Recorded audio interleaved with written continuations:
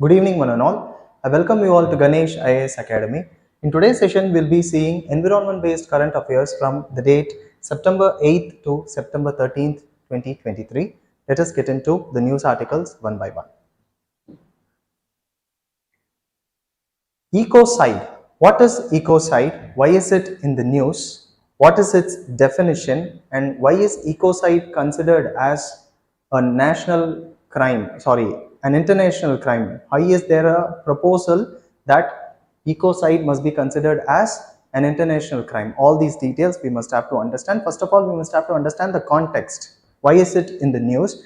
And in this placard, you can see that ecocide is genocide. So, why is ecocide equated to genocide? Those details also we need to understand. Let us get into the details. Why is it in the news? The controversial Maya train project in Mexico, which aims to link tourists with historic Maya sites.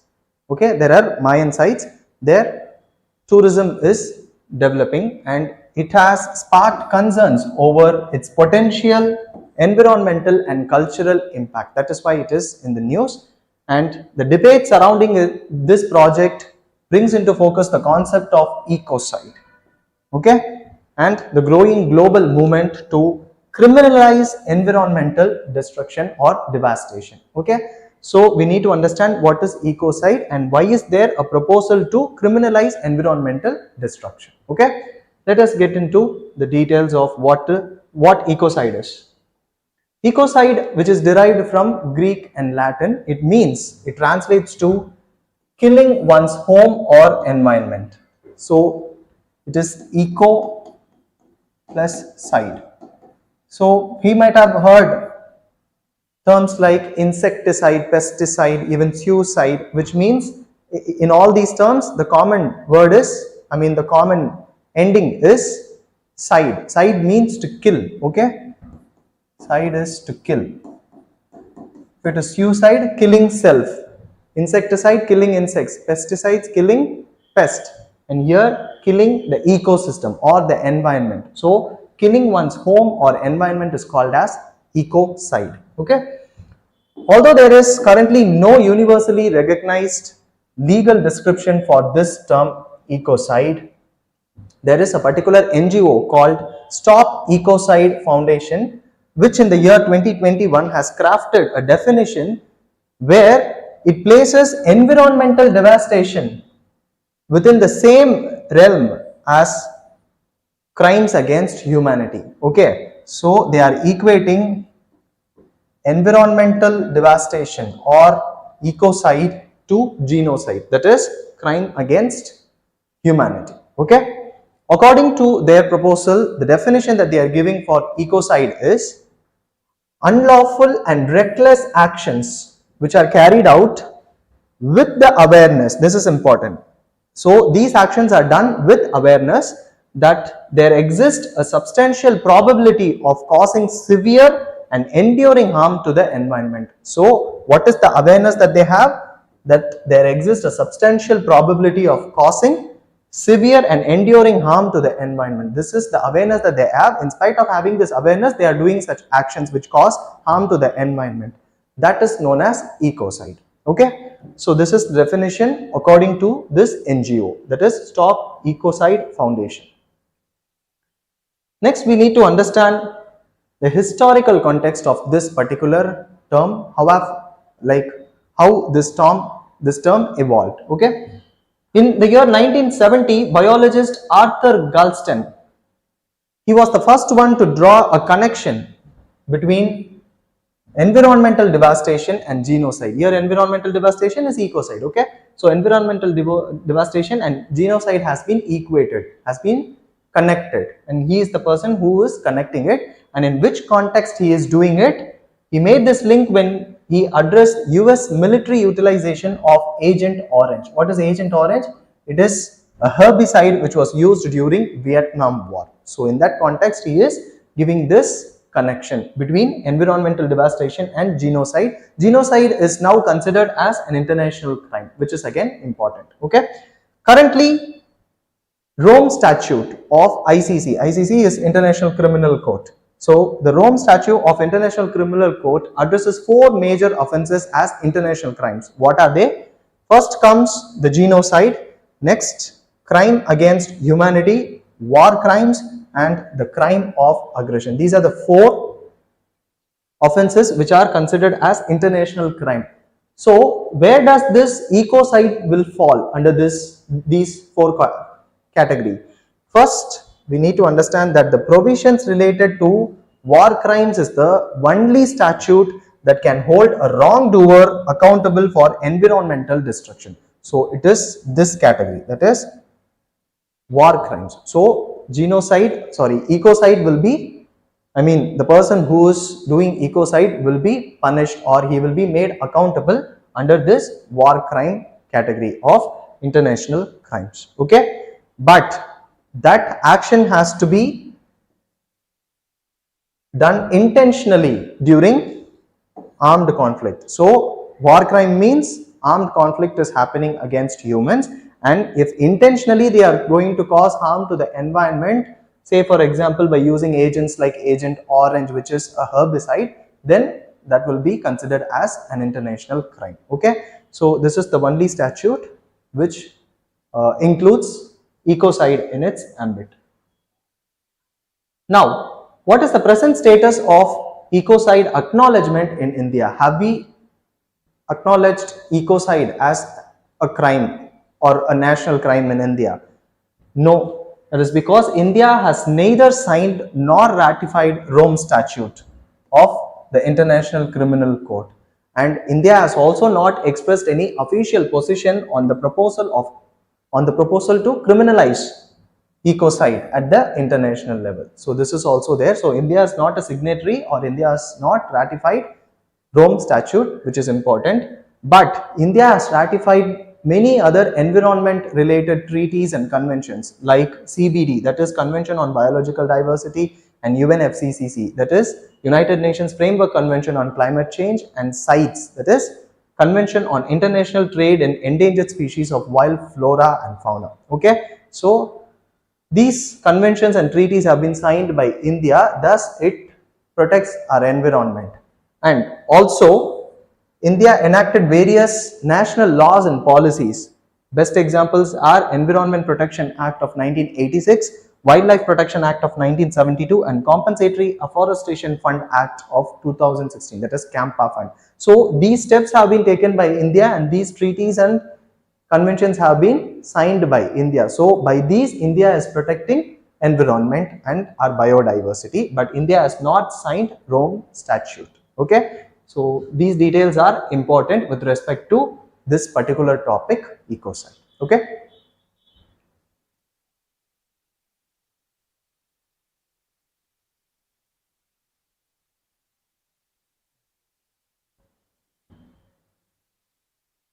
Next, we are going to discuss Swachh Vayu Sarvekshan. What is Swachh Vayu Sarvekshan? Why is it in the news? Let us see. Swachh Vayu Sarvekshan, Clean Air Survey, that is Swachh Vayu Sarvekshan 2023. Recently, the awards for this Clean Air Survey, which is conducted by Central Pollution Control Board, has been given. Okay, has been announced, and this detail is important. Every year, International Day of Clean Air for Blue Skies is celebrated on 7th September to raise awareness and facilitate actions to improve air quality.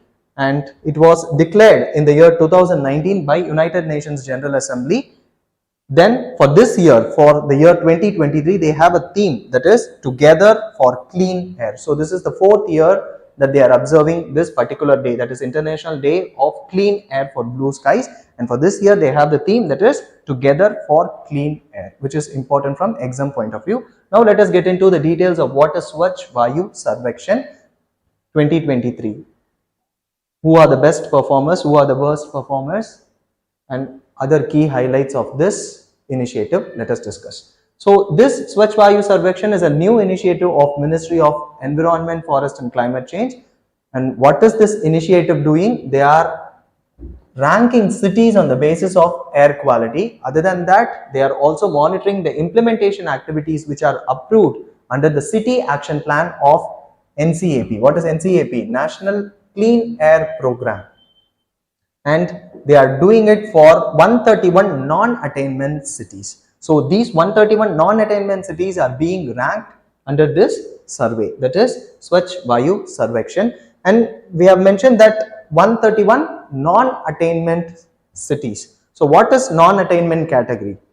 So cities are declared as non-attainment if over a 5-year period they consistently do not meet the standards. What standards?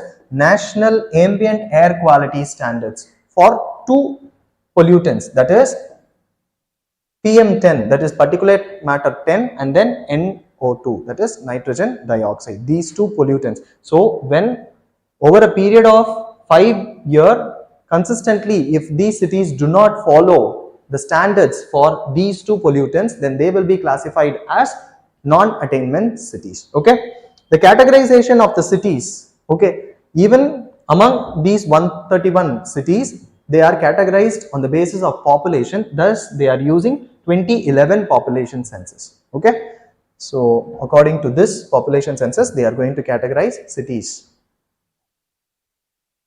Next, what are the criteria based on which they are assessed? I mean, the cities are, these 131 cities are assessed. First thing is control of biomass. Next is municipal solid waste burning, road dust, dust from construction and demolition waste, vehicular emissions, industrial emissions, public awareness, and improvement in PM10 concentration. So these are the 8 criteria that they have based on which the cities are being assessed under this Swachh Sarvekshan. Swachh Vayu Sarvekshan. Next, we'll see the performance, the best and the worst performance for the year 2023.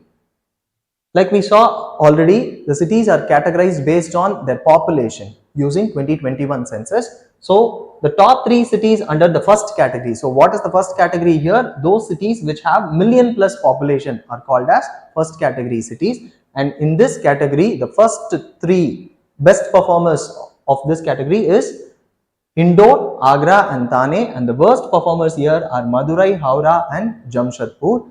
Bhopal is ranked 5th and Delhi is ranked 9th here under this first category. Coming to the second category, the top 3 cities are, and what is second category? Those cities which have population between 3 to 10 lakh are coming under second category. And in this, the top 3 performers are Amravati, Moradabad and Guntur, and the worst performers are Jammu, Guwahati and Jalandhar. Okay. Coming to the third category, which is those cities which have less than 3 lakh population. Okay. And of these, the first 3 performers, the top performers are Parvano, Kalaamb and Angul. Okay. Parvano and Kalaamb are cities in Himachal Pradesh and Angul is a city, a town in Odisha. Then the worst performer here is Kohima, which is the capital city of Nagaland. Okay, so these details are important from exam point of view. The first 3 and the last 3 has to be there in your list. Okay, next, comparison. Now we are going to compare the present year's performance with the previous year performance, that is 2022 performance. So the first 3 spots, that is the million plus category, in the million plus category, which means the first category was secured by 3 cities in Uttar Pradesh, that is Lucknow, Prayagraj and Varanasi. These were the 3 cities which occupied the first 3 position last year 2022, but this year all the 3 have been ranked lower. Okay, so such comparison is also necessary, how the cities are performing well this year and how are they going to not perform well the previous year or the next year. Such comparison is necessary. Next, Ministry of Environment, Forest and Climate Change has been implementing a program, we saw, right, National Clean Air Program, which is a national level strategy that outlines the actions for reducing the levels of air pollution at city and regional levels in India, and it is being conducted since 2019. So we need to understand further more details about what is this National Clean Air Program. Let us see the details. National Clean Air Program, which aims to systematically address air pollution by engaging all stakeholders. and it ensures necessary action. Here 131 cities are identified and they are selected for implementation of city specific action plans under this plan. Okay, next they also have target. So this is important, this point is important. So this is the first ever effort in the country, in our country, to frame a national framework for air quality management with a time bound reduction target. So what is the time bound reduction target that we have? That is, it seeks to cut the concentration of both coarse and finer particles. Okay, so both PM10 and PM2.5. PM here is particulate matter, the fine particles which is distributed in the air. Okay, so PM10 and PM2.5 by at least 20% in the next 5 years. So they have a time bound reduction target here. And what is the base year for comparison that they have taken? It is 2017 is considered as the base year. Yes, and we also have a portal called Prana portal. What is this Prana portal? Prana is portal for regulation of air pollution in non-attainment cities. That is Prana. Okay, and what is the use of this particular portal? They will be monitoring the implementation of NCP, and they will also monitor the action plans and implementation status of the cities. Other than that, they will also share best practices which are adopted by cities for others to emulate. What is emulation or emulate? Emulate means to imitate, to copy from others. So they will suggest best practices which are being practiced in a particular city, and others may copy it or imitate it in their own city for better air quality management. Okay, so these are the details which you need to know about this Swachh Sarvekshan, Swachh Vayu Sarvekshan.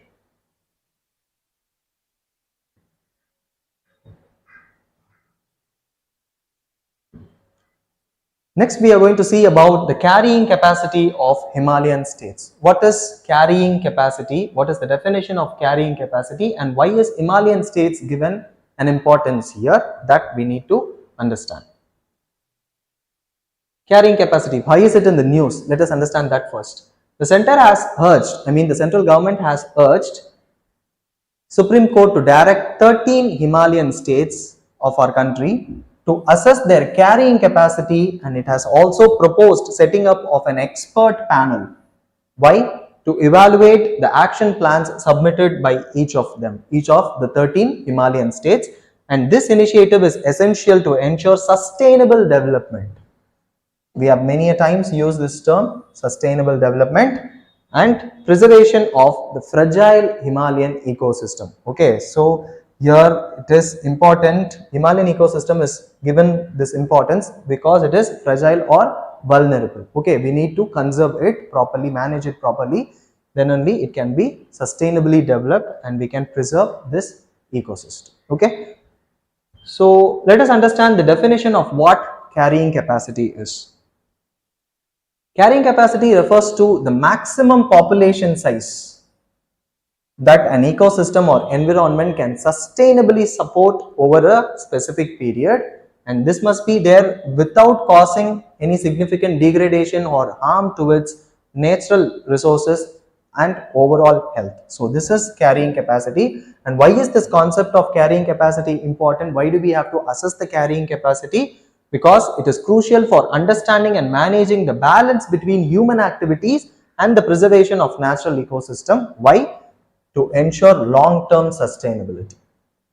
Okay, so that is why carrying capacity concept is important. We need to assess carrying capacity of each and every states in the Himalayan region, the Himalayan states. Okay, now let us understand what are the Himalayan states. In the first slide we saw that there are 13 Himalayan states. Actually it is 11 Himalayan states and 2 union territories. 2 union territories and 11 states. What are they? Ladakh and Jammu and Kashmir are the union territories, and then comes the 11 states, that is Himachal Pradesh, Uttarakhand, Sikkim, a part of West Bengal, that is the Darjeeling part of West Bengal, the entire Arunachal Pradesh, Nagaland will be there, and then a part of Assam, not the entire Assam. Which part of Assam? It is the Karbi Anglong and the northern Chachar part of Assam, and then comes Meghalaya, then Manipur, Mizoram and Tripura. These are the 11 states and 2 union territories which are considered as Himalayan states. Okay. Next, we need to understand about a particular action plan, that is National Action Plan on Climate Change. Why? We'll understand this. It was launched in the year 2008 by Prime Minister's Council on Climate Change, and Ministry of Environment, Forest and Climate Change is the nodal ministry or a coordinating ministry for this particular action plan. And what is the aim of this action plan? It is to create awareness among the representatives of public, different agencies of the government, scientists, industries and communities. Why? Because they are going to address the threat posed by the climate change, and they will also take steps to overcome it or to counter it. Okay, so that is the main aim of this particular action plan, that is National Action Plan on Climate Change. And under this action plan we have 8 missions. What are they?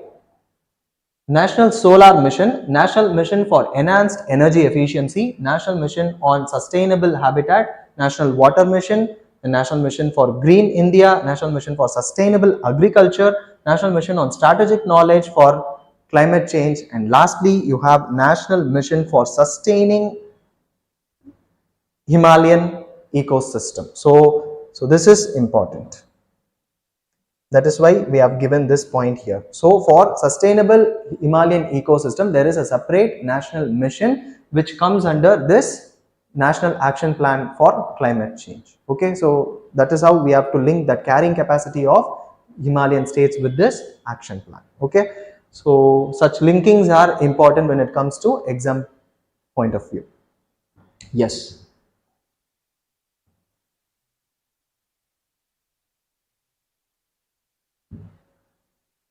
Next, we are going to discuss about white sambar and leucism. What is white sambar and what is this particular concept called leucism?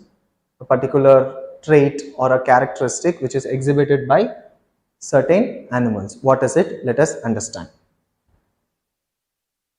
White sambar in Kaveri Wildlife Sanctuary. For the first time, this leucistic sambar, that is the sambar deer, has been observed in Sangama range of Kaveri Wildlife Sanctuary. Where is this sanctuary located? It is located in the state of Karnataka. Okay, and this white sambar was previously recorded in Bandipur Tiger Reserve in the year 2014, and now it has been observed in Kaveri Wildlife Sanctuary. And what is the IUCN status of this sambar? That is white sambar, this one. Okay, it is vulnerable. These details are important. Let us understand that concept that we discussed, that is leucism and albinism. What is the difference between leucism and albinism? And in the previous slide we saw that this deer, this sambar deer is a leucistic sambar deer. So how is it different from albinism? Leucism is a condition in which pigmentation of animal skin is missing. So pigmentation is missing and it causes white or pale skin. That is why the white color is there in such animals. But this condition can occur naturally from birth due to a phenotype. What is a phenotype here? Phenotype is a particular characteristic or a feature of any living being, and that may have formed from a defect in the animal's development. So when there is a defect in animal's development, there will be change or there will be development of a particular phenotype which causes this condition, that is leucism. How is it different from albinism? Albinism is a condition that arises due to lack of melatonin in the animal's skin. So this is due to lack of melatonin, but this is due to a defect in the animal's development. So this develops as a separate characteristic or a separate feature in a living being, but this is due to lack of melatonin in animal skin. Melatonin is the hormone which is which causes this color, dark color in human beings. Okay, so when there is lack of melatonin, it causes loss in pigmentation. Okay, and the animal will have pink or reddish eyes in albinism. So this is the the differentiating factor. Okay, the distinguishing factor here is pink or reddish eyes. Okay, the animal lacks pink eyes in leucism. This is important. So when it comes to leucism, the animals will not have pinkish or reddish eye, but animal which are albinistic, then they will be having pinkish or reddish eye. So this is how you have to differentiate between albinistic and leucistic animals. Okay, yes. This concept is important from exam point of view. A direct question based on the definition of these two can be asked in your exam, or an example based question may be asked in your exam.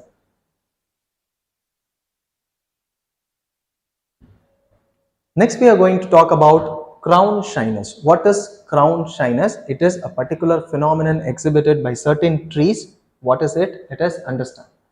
Crown shyness is a phenomenon which is commonly found in temperate deciduous forest where the tops of certain trees do not touch each other. See, you can see here the tops of trees are not touching each other. They develop a pattern here. Why are they developing this pattern? Scientists have given few explanations for understanding this particular pattern, and this creates gaps of sky between them, and it is observed in many species of trees like black mangrove, camphor and Japanese larch. Such examples are important. They can be asked in your exam. And scientists have given different hypotheses to explain why such crown shyness happen. First thing what they are saying is reducing competition for light. So when there is this crown shyness, it will reduce competition for light. Next is it will prevent disease transmission. So to prevent disease transmission, such an adaptation is made by these plants. And then the third that they are saying is avoiding physical damage from wind. So when they touch each other, there are chances when a wind blows, physical damage might happen. So to avoid physical damage by another plants, by another tree, they are having this distinctive pattern called as crown shyness. And crown shyness creates intricate pattern and enhances light penetration in the forest. So it also helps in light penetration into the floors of the forest. So this is how crown shyness is helping the forest ecosystem. So a question based on crown shyness directly, what is what? Such type of question may be asked about this crown shyness, which is important from exam point of view.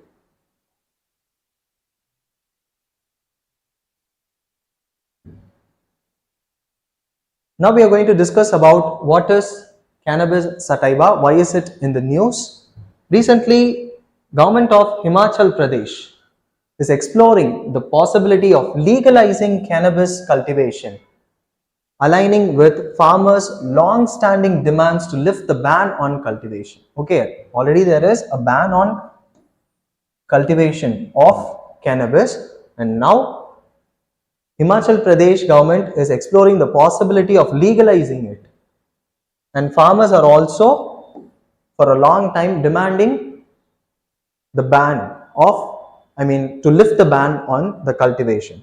And this particular act, that is Narcotic Drugs and Psychotropic Substances Act of 1985, it permits state governments to make rules regarding cannabis cultivation for three purposes, that is for fiber, seed or horticulture purposes, and it comes under the section 10A 3 of this particular act. Okay, which act? Narcotic Drugs and Psychotropic Substances Act of 1985. Okay, so generally cannabis is illegal according to this act, but then they are giving such permission to states for particular cultivation. They can cultivate cannabis for these purposes, that is for fiber extraction, seed purposes and also for horticulture purposes. Let us understand cannabis from environment or biodiversity point of view. According to WHO, cannabis is a generic term which is used to denote several psychoactive preparations of the plant cannabis sativa.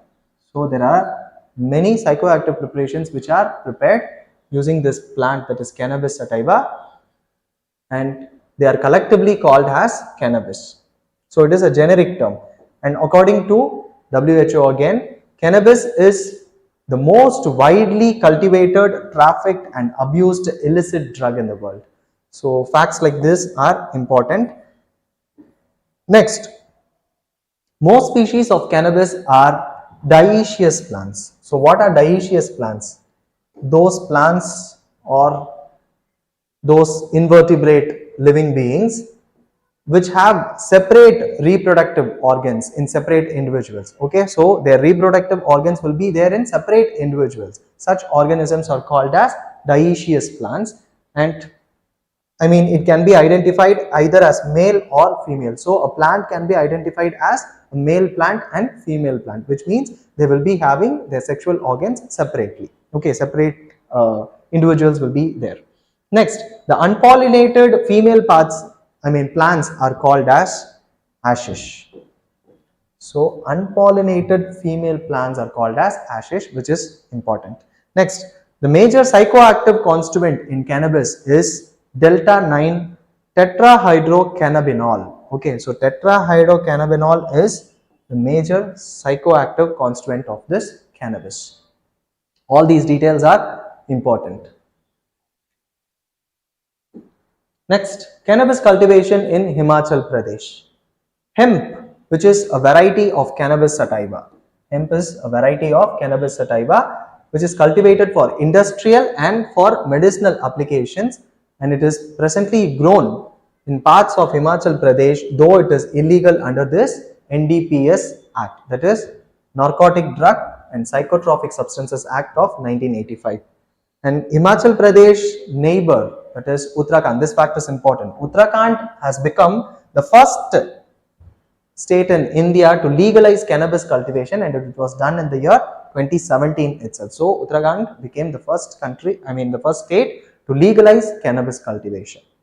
Next, there are controlled cultivation which occur in some districts of states like Gujarat, Madhya Pradesh and Uttar Pradesh. Okay, so this is also there, and Uttarakhand is the only state which has legalized cannabis cultivation for the first time, and now Himachal Pradesh is making the same move.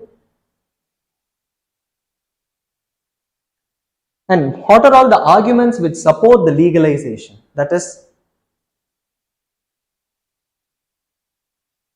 just a minute, yeah. So the arguments that support legalization, we need to understand them. First is diverse application. So cannabis is not only used for recreational purposes, they also are used for phytoremediation. What is phytoremediation? In one of our previous session, I have discussed in detail about what phytoremediation is. Phytoremediation is nothing but where plants are grown for absorbing impurities or absorbing pollutants from air, soil or water. Such plants are called as phytoremediation. Such a concept is called as phytoremediation. So cannabis can also be used for phytoremediation, that is to remove pollutants from air, soil or water. Next, it is used for fiber and cloth manufacturing, and it is used for medicinal purposes, and they are also finding application in paper and pulp industry. Okay. Next, it is serving as an alternate source of income to the locals. So alternative income source for the locals. This is one argument in favor of legalization. Next is traditional and medicinal use. The traditional use of cannabis for rope making, shoe making and seed consumption is there. And how are they going to be used as a medicine? Because it has pain management capabilities and it also has an anti-inflammatory property. So these two properties are very important for them to become a medicine. Okay, so when we put cannabis into research, then we can harness its medicinal properties and boost the share of revenue for that particular state, that is Himachal Pradesh. Okay, so these are the arguments in favor of legalizing cannabis cultivation in Himachal Pradesh. And what are the concerns related to cannabis cultivation? That is arguments against cannabis cultivation, legalization of cannabis cultivation. First thing is drug addiction. These facts are important. That is 95% of drug addicts in Himachal Pradesh use cannabis and its derivatives. So drug addiction might happen, and it may also lead to severe health risks like impaired cognitive function, respiratory issues when we smoke cannabis, and an increased risk of mental health disorders is also possible.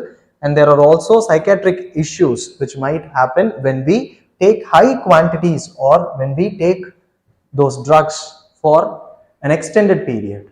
Then we may face psychiatric issues like anxiety, depression, and psychosis, and illicit market might flourish when this is legalized.